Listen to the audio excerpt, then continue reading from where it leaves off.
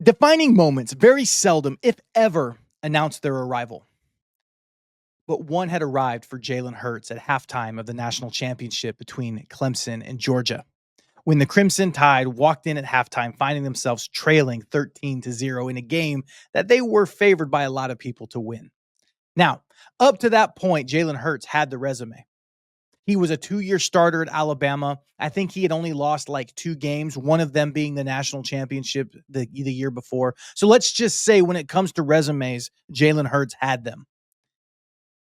So what's he doing on the bench?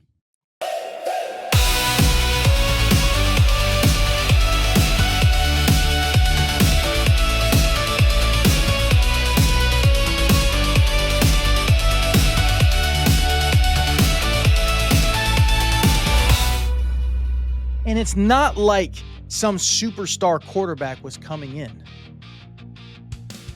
Coach Nick Saban chose a freshman, a inexperienced, untested player to replace Jalen Hurts. Now, I know what most people would do in that moment. And oftentimes what they do is their face just kind of becomes blank. They stare off into space and they kind of disengage from the moment. That's not what Jalen Hurts did. Instead, Jalen Hurts became Tua's biggest fan and biggest supporter. Tagovailoa trying to make up for it. Fires to the end zone. Touchdown! Alabama wins! Watching Jalen Hurts run around on the field, you would have thought that he had thrown the game-winning touchdown. But typically, what happens next is the player will transfer away or take to social media or pout or say that that's my job. But Jalen Hurts didn't do any of that. He didn't pout. He didn't post. He simply competed for his job. And he lost it. And he spent the entire next season, the entire 2018 season, on the bench watching the backup in his spot. And then came the 2018 SEC championship game, where that freshman who had taken his place the year prior was injured, and Jalen Hurts stepped into his moment, and he led his team back to the college football playoff. And it's his approach, his demeanor, his poise, if you will, begins to give us a glimpse of what Jesus meant in Matthew chapter 5, verse 44, when he said, love your enemies. Now, when Jesus says love your enemies, does he mean feel all warm and fuzzy? No. Jalen Hurts competed with Tua. Jalen Hurts was looking for his moment, his opportunity, but he wasn't forcing them. Instead, when Tua needed support, Jalen gave it to him. When Tua needed encouragement, Jalen gave it to him. When Tua needed wisdom, Jalen gave it to him. And ultimately, when Tua needed to be replaced, Jalen was there. Just inside the 16, quarterback draw, Jalen Hurts, touchdown!